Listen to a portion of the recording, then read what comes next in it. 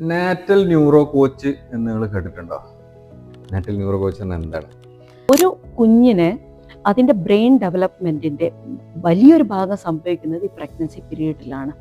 ഒരു മിനിറ്റിൽ 2,50,000 ഇത് അതായത് ന്യൂറൽ വയറിംഗ് ആണ് സംഭവിച്ചു കൊണ്ട് നിൽക്കുന്നത്. ആ ഒരു 9 മന്തിൽ നമ്മൾ കംപ്ലീറ്റ്ലി വേറൊരു പാറ്റേണിൽ പോവുകയാണെങ്കിൽ ഇതൊക്കെ ഒരു പരിധി വരെ കുഞ്ഞിലേക്ക് എത്താതെ നമുക്ക് നോക്കാൻ വേണ്ടി പറ്റും. ഇതൊരു ഡോക്ടറിന്റെ പണിയാണോ? അല്ല, ഒരു ഡോക്ടറിൻ്റെ പണിയല്ല. എനിക്കിങ്ങനെ പാസ്റ്റ് എക്സ്പീരിയൻസ് ഉണ്ടായി. പിന്നെ എൻ്റെ കുട്ടി, രണ്ടാമത്തെ കുട്ടിക്ക് ഞാൻ അറിഞ്ഞുകൊണ്ട് ഒരുപാട് കാര്യങ്ങൾ ചെയ്തു. ഞാൻ ഓരോന്നോരോന്നും എപ്പോഴും പ്രാക്ടീസ് ചെയ്തുകൊണ്ടിരുന്നിരുന്നു. ടച്ച് ഫുഡ് എൻ്റെ കുട്ടി ഇപ്പോൾ അതൊക്കെ ആയിട്ട് ജീവിക്കുന്നുണ്ട്. ദൈവം തരുന്നതല്ലേ, അപ്പം ദൈവം തരുന്നത് അത് രണ്ട് കൈ കൂട്ടി സ്വീകരിക്കാം എന്നതാണ് പറയുന്നത്. അങ്ങനെയാണെങ്കിൽ എന്തിനാണ് നമ്മൾ പ്രഗ്നൻസി ടൈമിൽ കൂടുതൽ നല്ല ഭക്ഷണം കഴിക്കുന്നത്, കുറേയും കൂടെ വൈറ്റമിൻ ടാബ്ലറ്റ്സ് എടുക്കുന്നത്? ഒരു പ്രഗ്നൻസി വുമൻ്റെ ബ്രെയിനും ഒരു അല്ലാത്ത സ്ത്രീയുടെ ബ്രെയിനും നോക്കുകയാണെങ്കിൽ ഒരുപാട് വ്യത്യാസം കാണാൻ വേണ്ടി പറ്റുന്നതാണ്.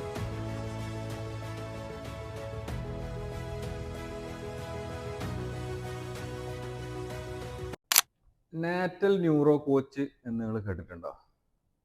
നാറ്റൽ ന്യൂറോ കോച്ചായിട്ടുള്ള ജിജി മുജീബാണ് നമ്മളെ കൂടെ ഉള്ളത്, അല്ലേ? ശരിയല്ലേ? അതെ അതെ അതെ. നാറ്റൽ ന്യൂറോ കോച്ച് എന്ന് എന്താണ്? നാറ്റൽ ന്യൂറോ കോച്ച് എന്ന് പറയുമ്പോൾ നമുക്ക് പ്രഗ്നൻസി ടൈമിൽ ഗർഭിണികളായിട്ടുള്ള സ്ത്രീകൾക്ക് അവരുടെ വൂമ്പിൽ വെച്ചുകൊണ്ട് അവരുടെ കുഞ്ഞുങ്ങളുടെ ബെറ്റർമെൻറ്റിന് വേണ്ടിയിട്ട് ഒരുപാട് കാര്യങ്ങൾ ചെയ്യാൻ വേണ്ടി പറ്റും. ആ കാര്യങ്ങൾ എന്തൊക്കെയാണെന്ന് അവരെ പഠിപ്പിച്ചു കൊടുക്കുകയും അവർക്ക് നല്ലൊരു കുഞ്ഞുണ്ടാവാൻ വേണ്ടിയിട്ട് അവരുടെ കോൺട്രിബ്യൂഷൻ അവരെ കൊണ്ട് ചെയ്യിപ്പിക്കുകയും ചെയ്യുന്ന ജോലിയാണ് നമ്മൾ ചെയ്യുന്നത്. ഇതൊരു ഡോക്ടറിന്റെ പണിയാണോ? അല്ല, ഒരു ഡോക്ടറിൻ്റെ പണിയല്ല. അതായത് ഡോക്ടേഴ്സ് നമ്മളെ അടുത്ത് പറയാറുണ്ട് സ്ട്രെസ് ഉണ്ടാവരുത്, അല്ലെങ്കിൽ കൂടുതൽ സ്ട്രെസ് അടിക്കരുത്, ആങ്സൈറ്റി ഉണ്ടാവരുത് എന്നൊക്കെ. പക്ഷേ ഹോസ്പിറ്റൽ പോകുന്ന സമയത്ത്, ഒരു പ്രഗ്നൻറ്റ് ലേഡി ഹോസ്പിറ്റൽ പോകുന്ന സമയത്ത് regular checkup, scanning, vitamin tablets, നമ്മളെ ഫുഡിൻ്റെ കാര്യങ്ങൾ, ഇതൊക്കെയാണ് ശ്രദ്ധിക്കുന്നത് മെയിൻലി. വീട്ടിൽ നിന്നുള്ള ആ ഒരു നമ്മളെ പഴയ ആളുകളൊക്കെ നമ്മളെ ഗൈഡ് ചെയ്യുന്നതും അതൊക്കെ തന്നെയാണ്. എന്നാൽ ഒരു കുഞ്ഞെന്ന് പറയുന്നത് ഒരു ഫിസിക്കൽ പാർട്ട് മാത്രമല്ല, അതിന് മെൻ്റൽ, ഇമോഷണൽ, സ്പിരിച്വൽ ഇതൊക്കെ വരുന്നതാണ് ഒരു കുഞ്ഞെന്ന് പറയുന്നത്. നമ്മുടെ മിനിയേച്ചർ വേർഷനാണിത്. അപ്പം ഒരു ഫിസിക്കൽ പാർട്ടിന് മാത്രം നമ്മൾ കോൺസെൻട്രേറ്റ് ചെയ്യാതെ ആ സമയം നമുക്കറിയാം അത്രയും ഒരു ഗർഭിണിയായ സ്ത്രീയെ സംബന്ധിച്ചിടത്തോളം അത്രയും വൾണറബിൾ ആയിട്ടുള്ള സ്റ്റേറ്റിലായിരിക്കും. അത്രയും ലേസി അല്ലെങ്കിൽ അത്രയും അതെ അതെ ആക്റ്റീവ് ഒന്നല്ലാതെ നല്ല പോലെ പലതരത്തിലുള്ള ഇനി വരാൻ പോകുന്ന കാര്യങ്ങളൊക്കെ ആലോചിച്ചുള്ള ഒരുപാട് ടെൻഷനിലൂടെയൊക്കെ ആയിരിക്കും കടന്നു പോവുക.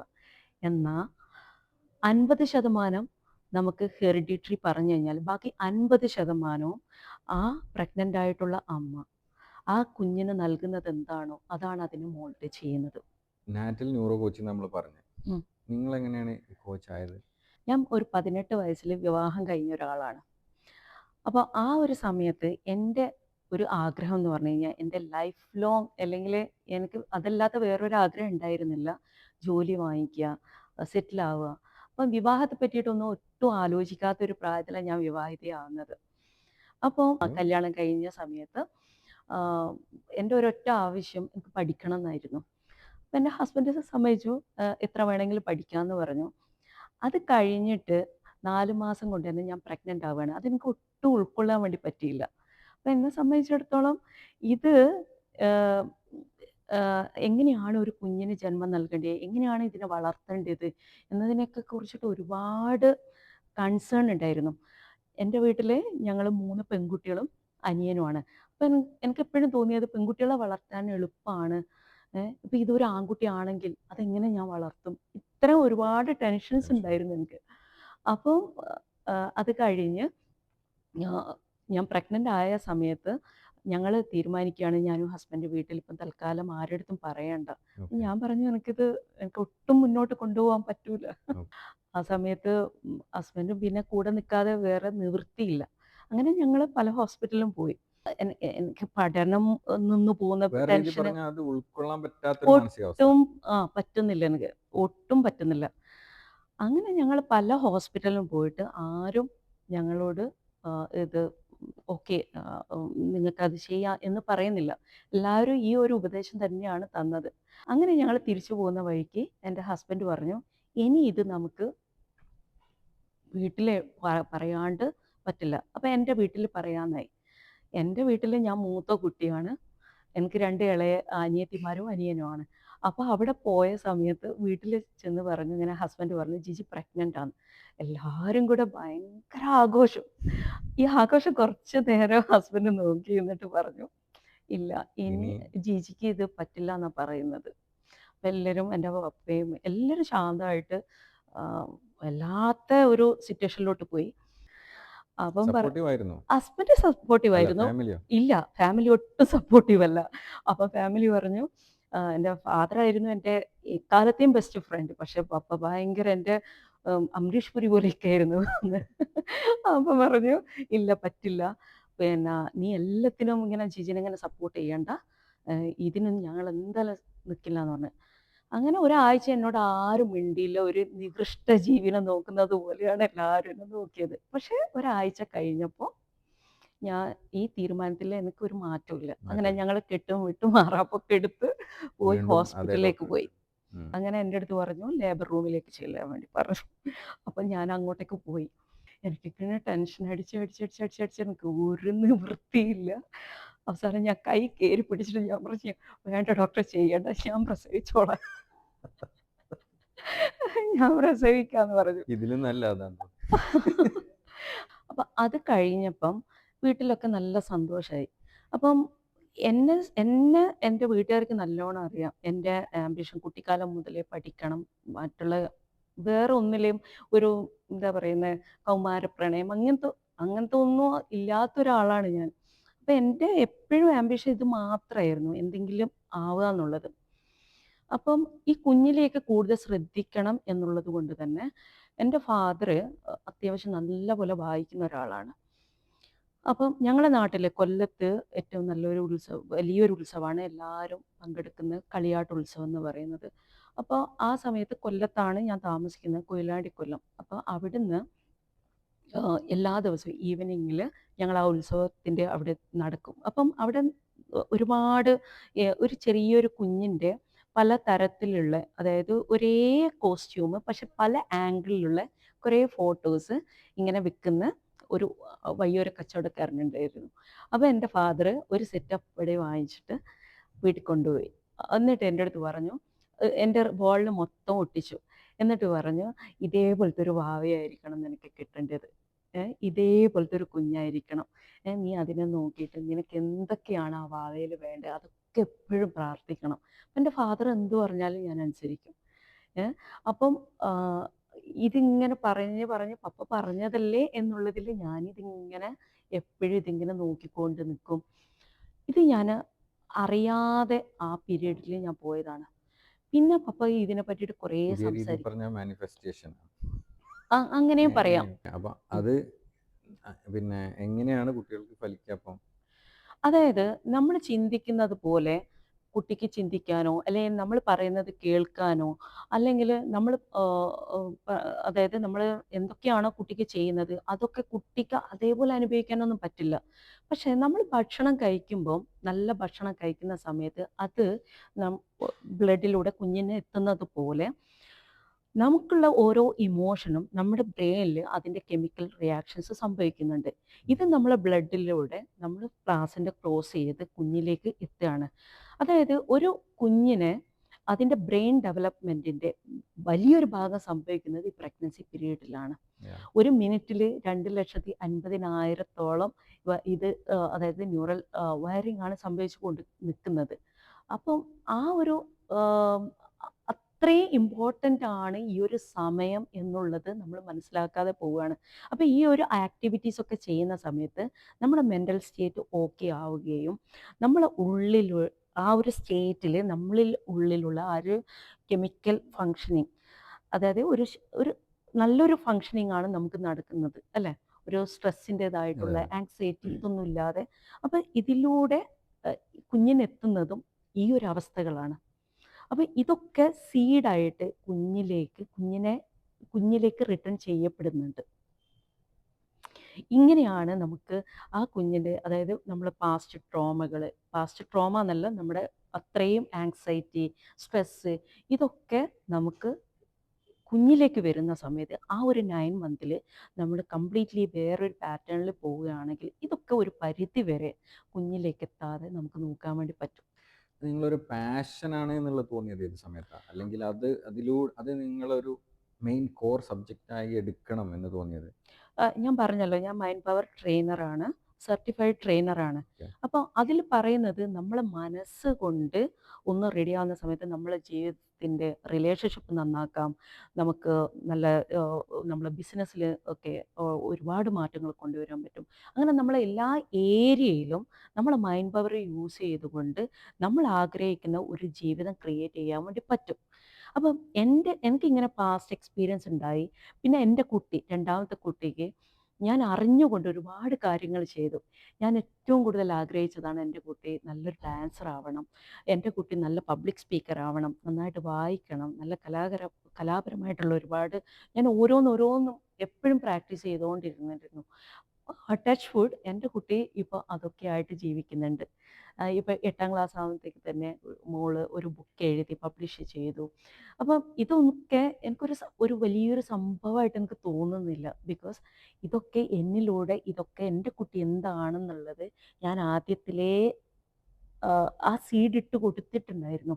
പിന്നെ പാരൻറ്റിംഗ് എന്ന് പറയുമ്പം അതിന് അതായത് നമ്മൾ ചോദിച്ച് വാങ്ങിയ ഒരു സാധനത്തിന് ആ നിലയിൽ തന്നെ നമ്മൾ പരിപാലിക്കുകയാണെങ്കിൽ നമ്മളെ കുട്ടികളെയൊക്കെ നമുക്ക് ഏത് ലെവലിലും എത്തിക്കാൻ വേണ്ടി പറ്റും. അതിൽ പാരന്റിംഗ് എന്ന് പറയുമ്പോൾ പിന്നെ ആളുകൾ മനസ്സിലാക്കുന്നത് പ്രസവിച്ചതിന് ശേഷമാണ് പാരന്റിംഗ് എന്നുള്ളതാണ്. ഉം. യഥാർത്ഥത്തിൽ അങ്ങനെയാണോ? അല്ല, ഒരു കുഞ്ഞിനെ വേണ്ടിയിട്ട് നിങ്ങൾ ആഗ്രഹിക്കുന്ന സമയത്ത് തന്നെ നിങ്ങളുടെ സെല്ലൊക്കെ അതിനു വേണ്ടിയിട്ട് പ്രിപ്പയർ ആവുന്നുണ്ട്. സോ ആ സമയം മുതൽ നിങ്ങളൊരു അച്ഛൻ അല്ലെങ്കിൽ അമ്മയാണ്. അപ്പം നമ്മൾ അതായത് ഒരു പ്രഗ്നൻസി വുമൻ്റെ ബ്രെയിനും ഒരു അല്ലാത്ത സ്ത്രീയുടെ ബ്രെയിൻ നോക്കുകയാണെങ്കിൽ ഒരുപാട് വ്യത്യാസം കാണാൻ വേണ്ടി പറ്റുന്നതാണ്. അത്രയും വ്യത്യാസങ്ങളുണ്ട്. അതായത് പ്രഗ്നൻസി വുമൺ ആവുമ്പം നാച്ചുറലി ആ ബ്രെയിൻ സിസ്റ്റം കംപ്ലീറ്റ്ലി ആ കുഞ്ഞിലേക്ക് വേണ്ടിയിട്ട് ആ മാതൃത്വത്തിൻ്റെതായിട്ടുള്ള എല്ലാ കാര്യങ്ങളിലേക്കാണ് ഫോക്കസ്ഡ് ആയിട്ട് ആ ഏരിയ ആണ് കൂടുതൽ ഒരു പ്രൊമിനൻ്റ് ആയിട്ട് കാണിക്കുന്നത്. അപ്പം ഇങ്ങനെ നാച്ചുറലി നമ്മൾ മാറുമ്പോൾ ഒന്ന് ആലോചിച്ച് നോക്ക്. നമുക്ക് ഇന്നത്തെ കാലത്ത് വിദ്യാഭ്യാസമുണ്ട്, എല്ലാവർക്കും വിദ്യാഭ്യാസമുണ്ട്, സോഷ്യൽ മീഡിയയിലൂടെ എല്ലാ കാര്യങ്ങളും അറിയുന്നുണ്ട്. എന്നാൽ പോലും പ്രഗ്നൻസി എന്ന് പറയുമ്പോൾ പഴയ കാലത്തെ ആ ഒരു പാറ്റേണിലാണ് ഇന്നും പോയിക്കൊണ്ടിരിക്കുന്നത് ആളുകൾ. അപ്പം ഇതിനെ പറ്റിയിട്ട് ദൈവം തരുന്നതല്ലേ, അപ്പം ദൈവം തരുന്നത് അത് രണ്ട് കൈ കൂട്ടി സ്വീകരിക്കാം എന്നതാണ് പറയുന്നത്. അങ്ങനെയാണെങ്കിൽ എന്തിനാണ് നമ്മൾ പ്രഗ്നൻസി ടൈമിൽ കൂടുതൽ നല്ല ഭക്ഷണം കഴിക്കുന്നത്, കുറേയും കൂടെ വൈറ്റമിൻ ടാബ്ലറ്റ്സ് എടുക്കുന്നത്, കുറേയും കൂടെ നമ്മൾ ചെക്കപ്പുകൾ കാര്യങ്ങളൊക്കെ ഫിസിക്കലി നമ്മൾ ചെയ്യുന്നത്? നന്നായിട്ട് പ്രിപ്പയർ ചെയ്യുന്നു, പക്ഷേ മെന്റലി ആളുകൾ പ്രിപ്പയർ ചെയ്യുന്നത് അതെ, പ്രിപ്പയർ അതെ. ചെയ്യുന്നില്ല. മെൻ്റലി നല്ല പോലെ പ്രിപ്പയർ ചെയ്യണം. കുഞ്ഞിനെ നമ്മൾ പറയുന്ന അല്ലെങ്കിൽ നമ്മൾ ചിന്തിക്കുന്ന പലതും എങ്ങനെയൊക്കെയാണോ നമ്മളിൽ അത് ഇമ്പാക്റ്റ് ആവുന്നത്, അതൊക്കെ കുഞ്ഞിനെ മോൾഡ് ചെയ്യുന്നുണ്ട്. നമ്മളിപ്പോൾ പറഞ്ഞത് പാരന്റിങ്, അല്ലെങ്കിൽ നമ്മൾ ഒരാൾ പ്രഗ്നൻ്റ് ആവണമെന്ന് തീരുമാനിച്ചു കഴിഞ്ഞാൽ പിന്നെ ഫസ്റ്റ് ആ തീരുമാനിക്കുന്ന മൊമെന്റ് മുതൽ നമ്മൾ പ്രിപ്പയർ ചെയ്യണം എന്ന് പറഞ്ഞു. അതെ. എന്തൊക്കെ കാര്യങ്ങളായിരിക്കും പിന്നീട് അവർ ഫർദർ ചെയ്യേണ്ടത്? നമ്മൾ നമ്മുടെ ജീവിതത്തിൽ എന്ത് കാര്യം ചെയ്യുന്നതിന് മുമ്പും ഒരു പ്രിപ്പറേഷൻ നമ്മൾ ചെയ്യാറുണ്ട്, അല്ലേ? അതെ. ഒരു നല്ലൊരു വീട് ഉണ്ടാക്കി കഴിഞ്ഞ് കഴിഞ്ഞാൽ ആ വീട്ടിലോട്ട് പോകുന്നതിന് മുമ്പ് നമ്മൾ എത്ര ഒരു പുണ്യമായിട്ടുള്ള ഒരു തയ്യാറെടുപ്പാണ്, അതെ. അല്ലേ? അല്ലെങ്കിൽ നമ്മൾ പുണ്യമായ സ്ഥലങ്ങളിലേക്ക് പോകുന്ന സമയത്ത് നമ്മൾ അത്രയും എല്ലാവരോടും മനസ്സുകൊണ്ടും ശരീരം കൊണ്ടും ഒക്കെ ശുദ്ധിയായിട്ടാണ് പോകുന്നത്. നമ്മുടെ ജീവിതത്തിലേക്ക് ഒരു പുതുജീവനെ കൊണ്ടുവരികയാണ്. ആ പുതുജീവനെ കൊണ്ടുവരുന്ന സമയത്ത് നമ്മൾ എത്രമാത്രം പ്രിപ്പയർ ആവണം. നമ്മുടെ അതായത് ക്രിയേഷൻ എന്ന് പറയുന്നത് അത് ഹ്യൂമൻ ക്രിയേഷൻ, ഈ ജീവജാലങ്ങളൊക്കെ എടുത്തു നോക്കുമ്പോൾ അത് ഒരു ദൈവത്തിൻ്റെ ക്രിയേഷനായിട്ടാണ് നമ്മൾ കാണുന്നത്, അല്ലേ? ഓക്കെ. ആ ക്രിയേഷനിൽ നമ്മുടെ കുഞ്ഞിന് ഈ ഭൂമിയിലേക്ക് വരാൻ വേണ്ടിയിട്ട് നമ്മളെ കൂടെ കൈപിടിച്ചിരിക്കുകയാണ് നമ്മുടെ ദൈവം, അല്ലേ? അങ്ങനെ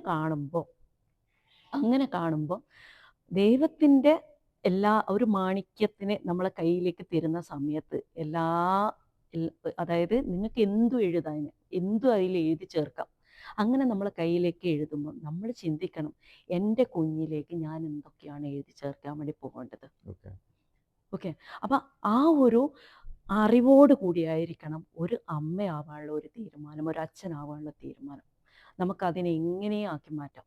സാധാരണ സാധാരണ കുട്ടികൾക്ക് ഫോക്കസ് ഇല്ലെങ്കിൽ, അല്ലെങ്കിൽ അവർ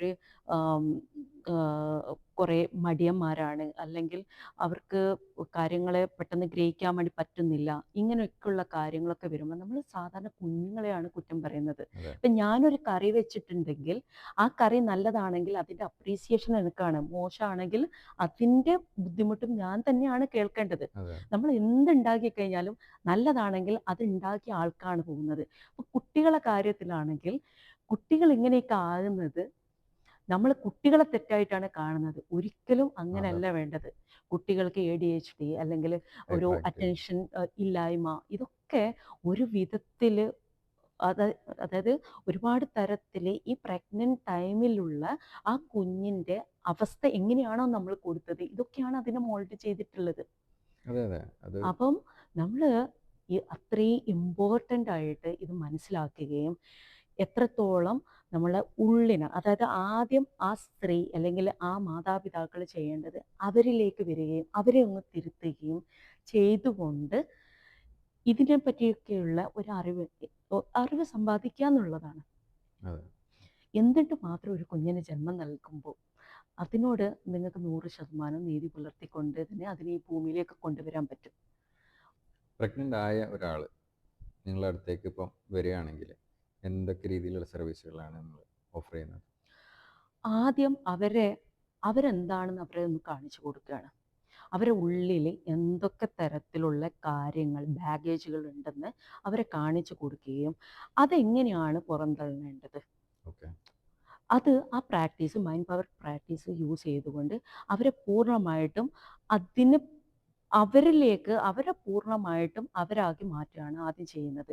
അതിനുശേഷം ഇതിന് ചെയ്യേണ്ട ആക്ടിവിറ്റീസ് കാര്യങ്ങളൊക്കെ പറഞ്ഞു കൊടുക്കുകയാണ്. ഈ ആക്ടിവിറ്റീസൊക്കെ ഇതൊക്കെ നമുക്ക് ഒരു എല്ലാവർക്കും കോഴ്സ് അറിയുന്നതാണ്. ആയിട്ടാണോ ചെയ്യുന്നത്, അല്ലെങ്കിൽ അതെ, തീർച്ചയായിട്ടും കോഴ്സായിട്ടാണ്, അതിൻ്റെ സ്റ്റെപ്പ് ബൈ സ്റ്റെപ്പ് വർക്ക്ഷോപ്പായിട്ട് എങ്ങനെയാണ്? വർക്ക്ഷോപ്പായിട്ടാണ് കൊടുക്കുന്നത്. പിന്നെ ഓക്കെ. പേഴ്സണൽ മെൻറ്ററിങ് കൊടുക്കുന്നുണ്ട്. പിന്നെ 1 മന്ത് ഫുള്ളി എന്തൊക്കെ ആക്ടിവിറ്റീസ് ആണ് ചെയ്യേണ്ടതെന്നുള്ള തരത്തിൽ അവരെ പൂർണ്ണമായിട്ടും അതിന് പ്രിപ്പയർ ആക്കിയിട്ട് പിന്നെ അതേപോലെ കണ്ടിന്യൂ ചെയ്ത് പോയാൽ മതി അവർക്ക്.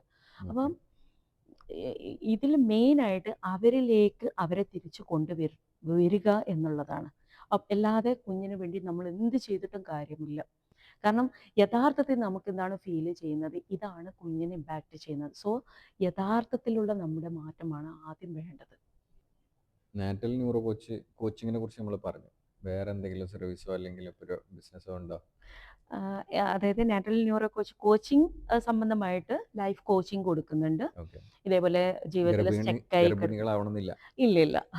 അത് ആരാണെങ്കിലും അവർക്ക് ഒരു സ്റ്റക്നെസ്സിലൂടെയാണ് കടന്നു പോകുന്നത്. അവർക്ക് ലൈഫിൽ കുറച്ചും കൂടെ മുന്നോട്ട് പോകണം എന്നൊക്കെ ആഗ്രഹിക്കുന്നുണ്ടെങ്കിൽ അവരെ കംപ്ലീറ്റ്ലി സെറ്റാക്കി കൊടുക്കുന്നുണ്ട്. പിന്നെ കുട്ടികൾക്ക് വേണ്ടിയിട്ടുള്ള കോച്ചിങ് കൊടുക്കുന്നുണ്ട്. വർക്ക്ഷോപ്പ് അവരെ കൂടുതൽ റൂട്ടിനോട് അടുപ്പിക്കുക. അതായത് ഇന്നത്തെ കുട്ടികളെ നമുക്കറിയാം, അവർക്ക് ഒരുപാട് ഒരുപാട് കാര്യങ്ങളിൽ അവർ പെട്ടുപോകുന്നത് കൊണ്ട് തന്നെ എന്താണ് എൻ്റെ ഫാമിലി, എന്താണ് എൻ്റെ വീട്, എന്താണ് ഞാൻ ആരാണ് എന്നൊക്കെയുള്ള തരത്തിൽ അവർക്കൊരു ചില ബോധ്യങ്ങളില്ല. അപ്പോൾ അവരെ ഈ റിയാലിറ്റിയിലോട്ട് കൊണ്ടുവന്ന് അവരെ നല്ലൊരു ജീവിതപാത കൊടുക്കുന്നുണ്ട്. പിന്നെ ഞാൻ സംറ എന്ന് പറയുന്ന ഒരു ബുട്ടീക്കല്ല, സംറ എന്ന് പറയുന്ന ഒരു ഓൺലൈൻ ക്ലോത്തിങ് ബ്രാൻഡ് ഉണ്ട്. അപ്പോൾ അതിൻ്റെ കോഫൗണ്ടറാണ് ഞങ്ങൾ. 4 പേരുണ്ട്. അപ്പോൾ അതിലൊരാളാണ് ഞാൻ. അപ്പം ഓൺലൈനിൽ. ഇന്ന് ഞാനിട്ട കോസ്റ്റ്യൂം അതിൻ്റെതാണ്. ആ, ഗുഡ്. ആ, അപ്പോൾ അത് ഓൺലൈനിൽ പർച്ചേസ് ചെയ്യാൻ പറ്റും. അതെ, പറ്റും. മൾട്ടി ടാലൻറ്റഡ് ആയിട്ടുള്ള ജിജി മുജിബാണ് ഇന്ന് ഇത്ര നേരം ലീഡേഴ്സ് ലോഞ്ചിൽ നമ്മുടെ കൂടെ ഉണ്ടായിരുന്നത്. സന്തോഷം. Thank you. എല്ലാവിധ ആശംസകളും നേരാണ്. Thank you so much.